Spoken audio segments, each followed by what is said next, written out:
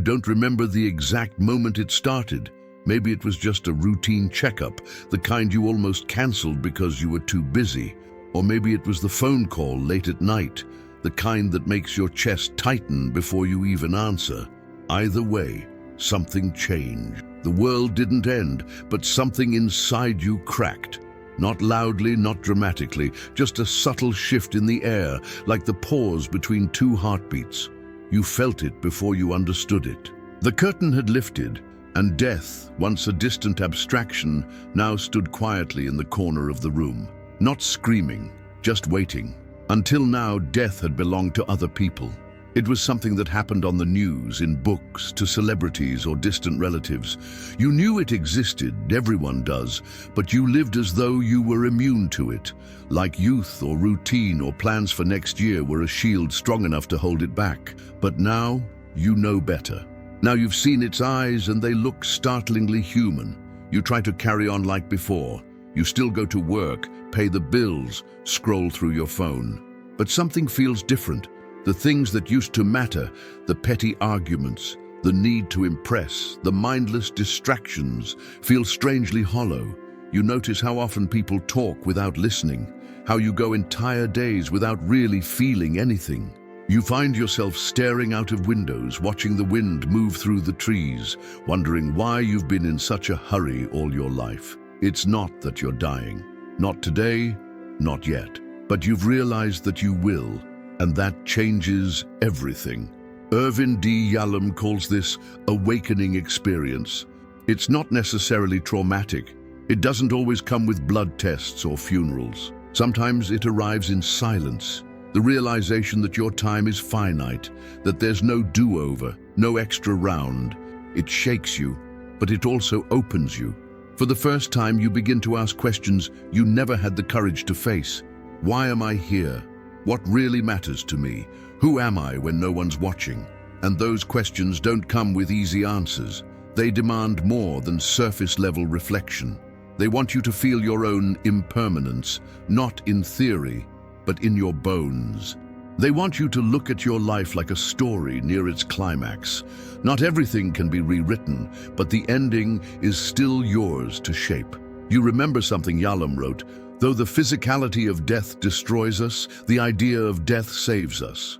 At first, it didn't make sense. How can the thought of death save anything? Isn't it the very thing we spend our lives trying to avoid? But now you get it. The fear, the pain, the uncertainty. It can serve a purpose. It can strip away illusion. It can burn off the distractions and leave only what's real. You begin to look at people differently. The stranger on the train, the barista handing you coffee, even the co-worker who annoys you. They all carry their own private fears, their own silent clocks ticking. You see the fragility in their eyes and you start to feel less alone. That's the paradox. Facing death connects you to life, not just in some poetic sense, but practically, tangibly. You start making different choices. You call your mother more often. You apologize first. You walk slower. You start writing again or painting or finally learning to say no. You find yourself drawn to simplicity, not because you're giving up, but because you're waking up.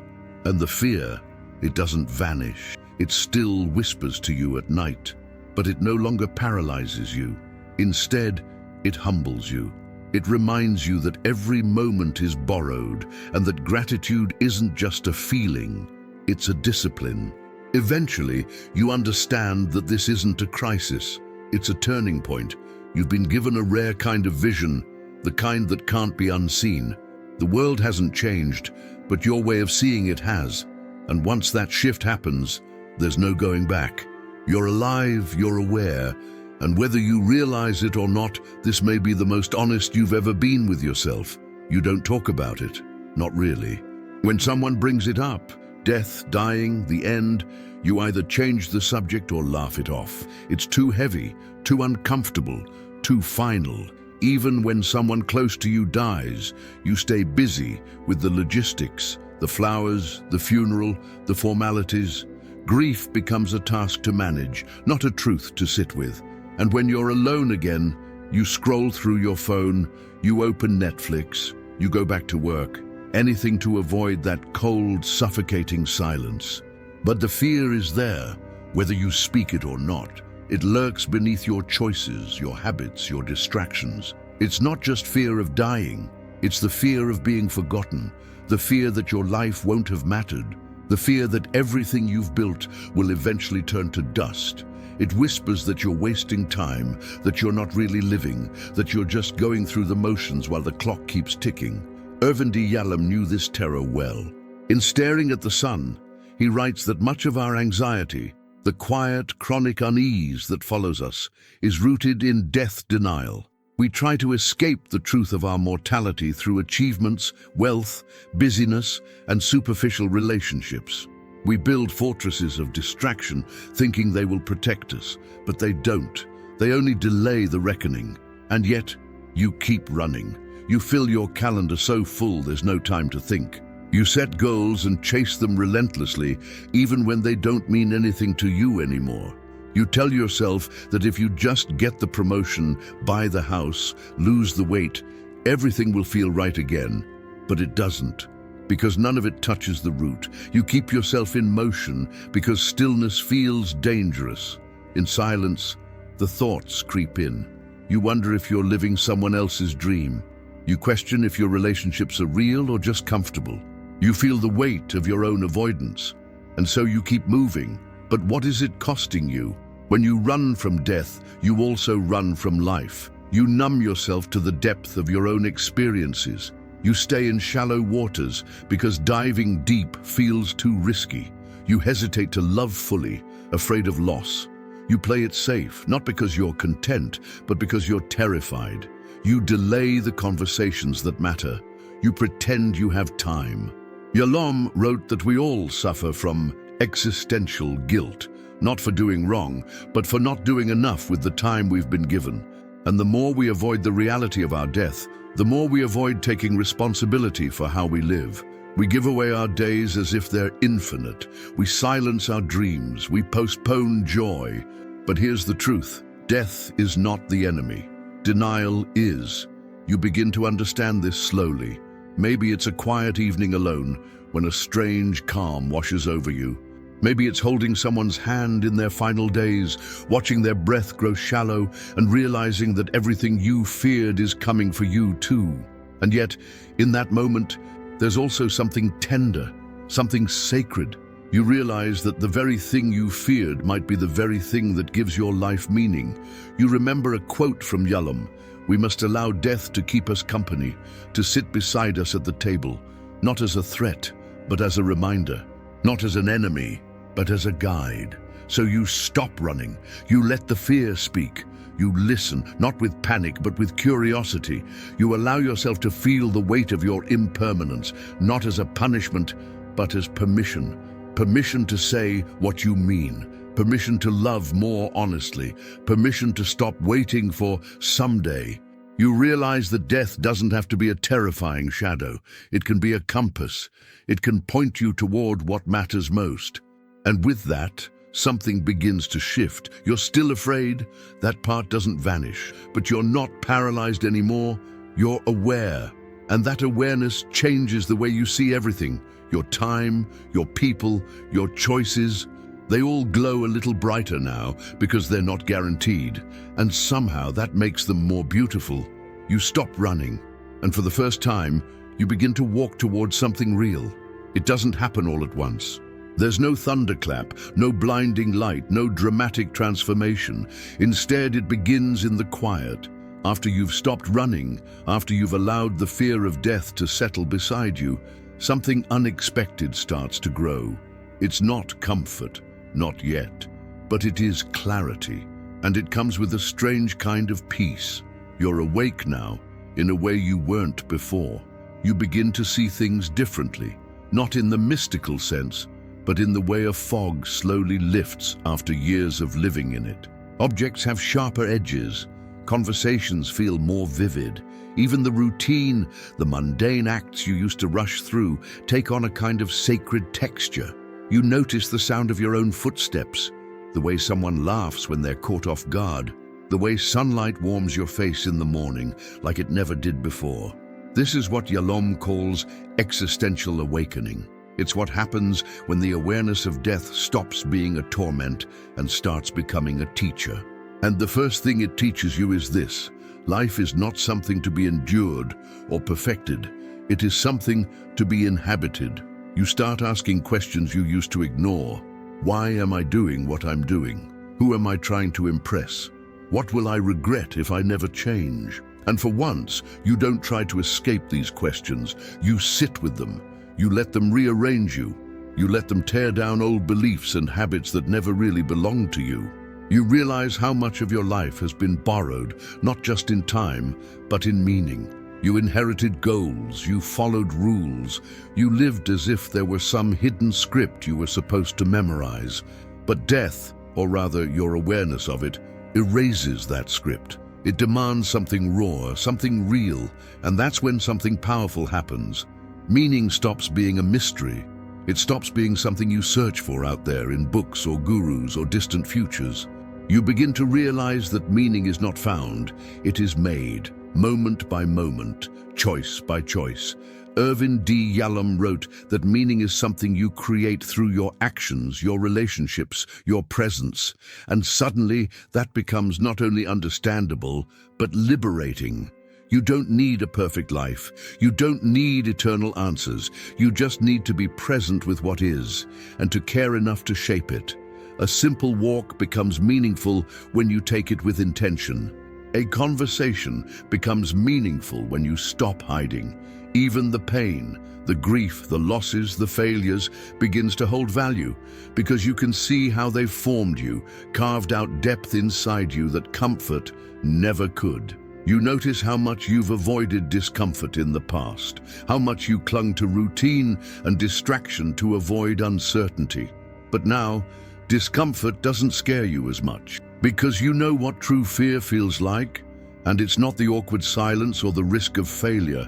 It's the fear of not living fully. It's the fear of dying without ever being you.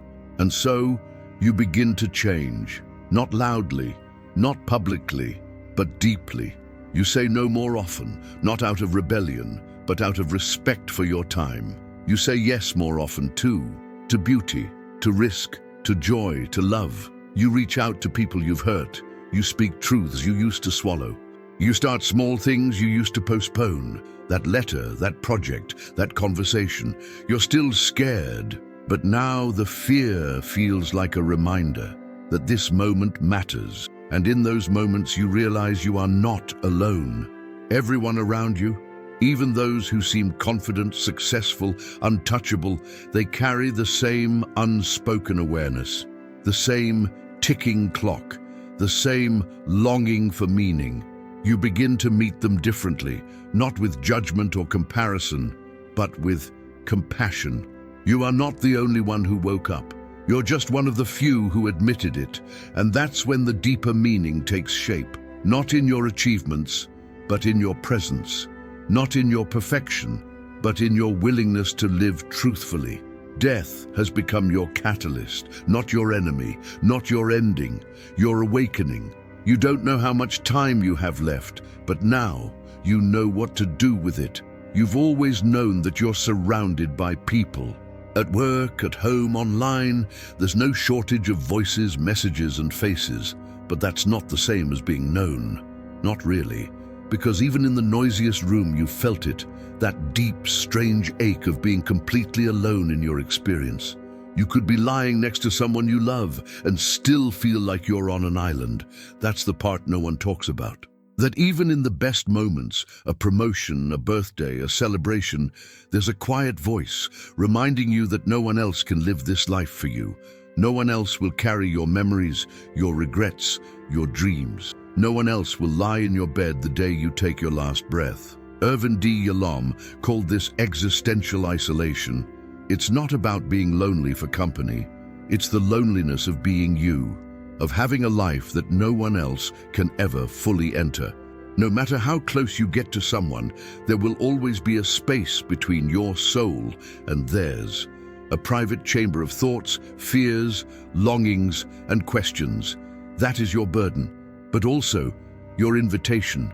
Because in that awareness, something begins to stir, the desire to connect, not just to escape loneliness, but to transcend it. And the only thing that truly bridges that space is honesty, not surface-level talk, not performance, but the raw, uncomfortable kind of truth that says, "This is who I am. Will you stay anyway?"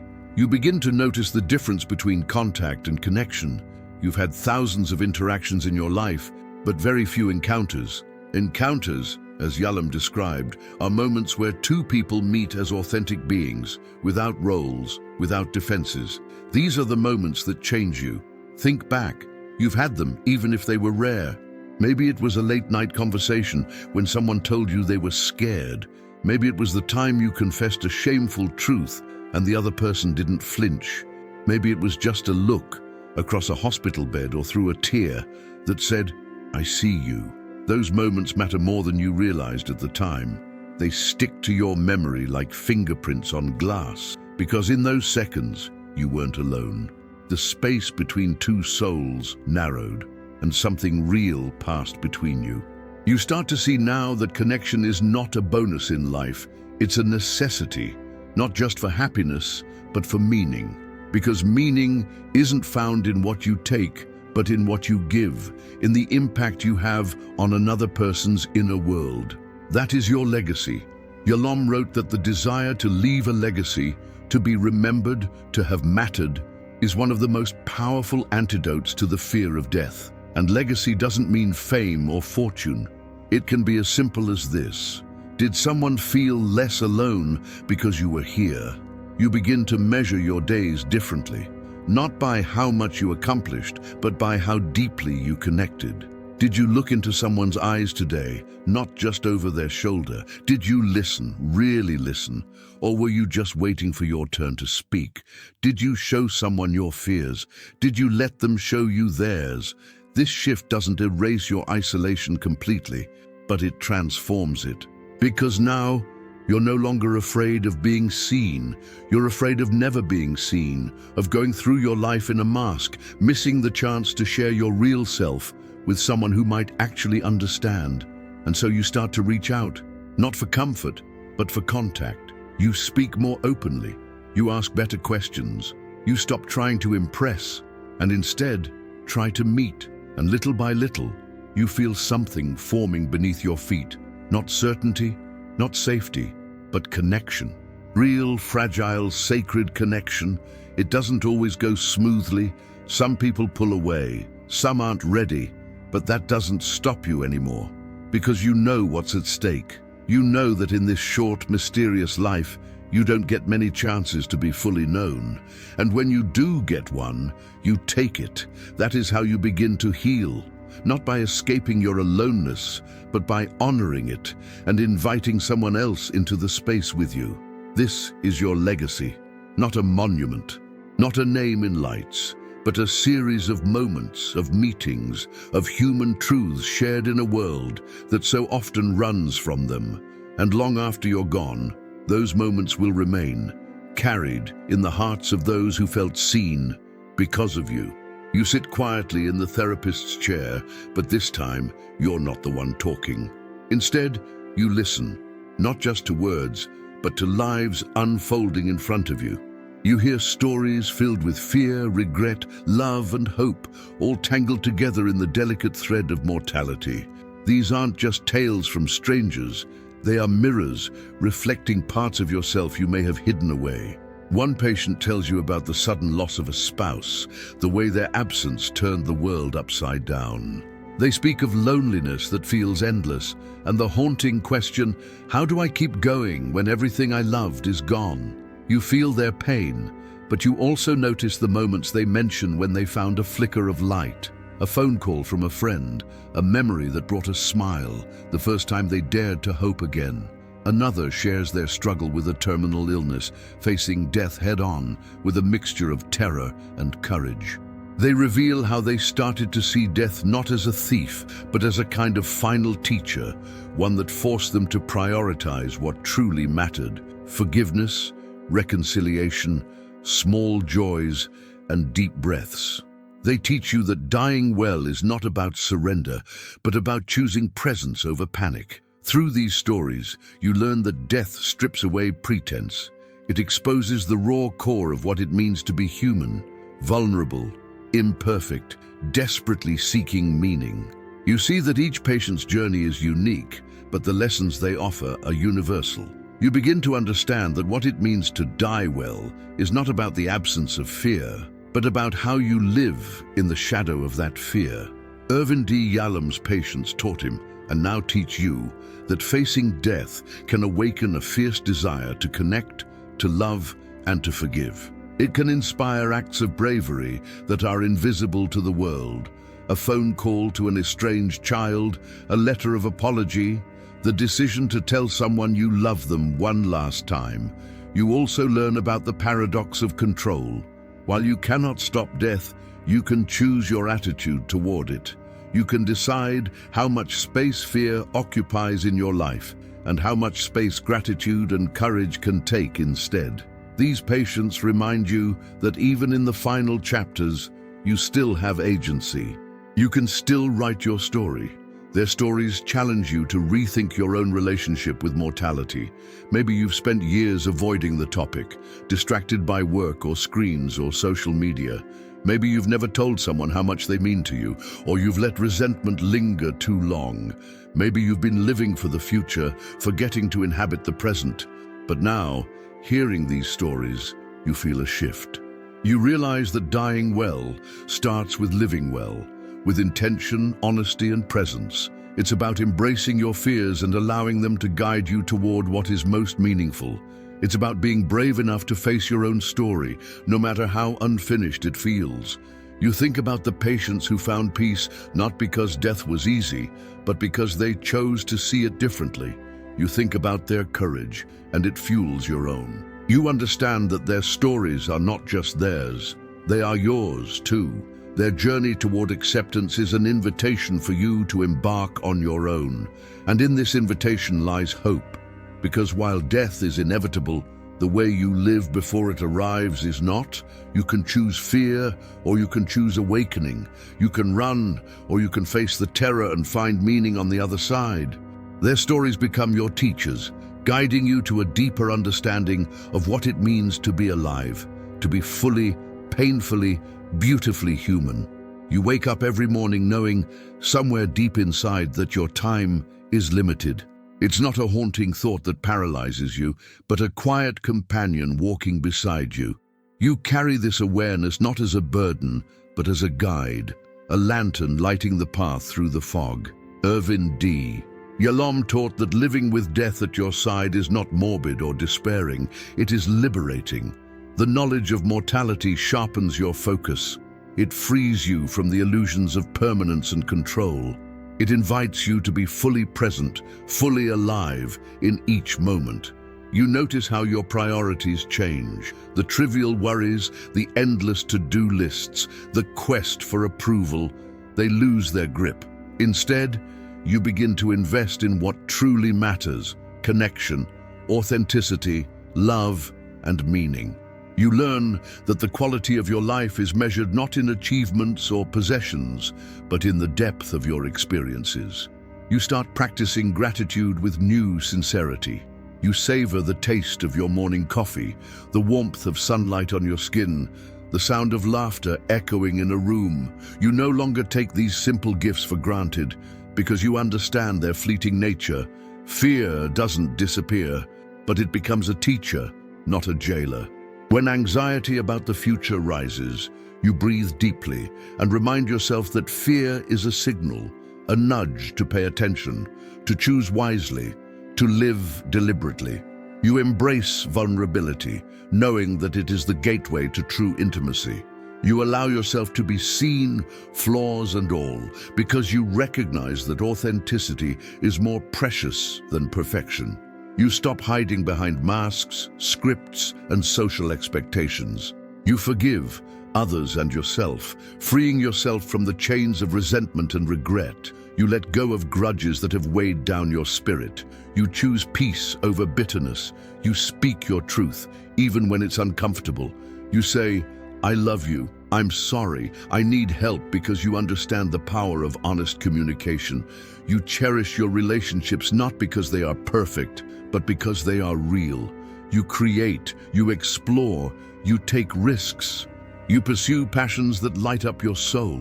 You make mistakes, learn and grow. You understand that life's impermanence makes every choice precious. You begin to see death not as an enemy, but as a motivator. It pushes you to live fully, to give generously, to leave a legacy of love and courage. You realize that your impact is measured not by how long you live, but by how deeply you touch others. And when the day comes that you must say goodbye, whenever and however that happens, you will do so with no regrets, because you have lived consciously, bravely, and authentically. Irvin D. Yalom's message is clear. Fear of death is not something to be conquered or denied, but something to be embraced. It is the greatest teacher, guiding you to a life worth living. So you walk forward, not away from death, but alongside it, with eyes wide open, heart ready, and spirit unbound. If this message resonated with you, don't forget to like and share your thoughts in the comments below. Your story matters here. Subscribe and hit the notification bell so you never miss a chance to explore life's deepest questions with us. Together, we'll face fears, find meaning, and live more fully. Remember, every moment counts. Join our community and keep this important conversation alive. See you in the next video.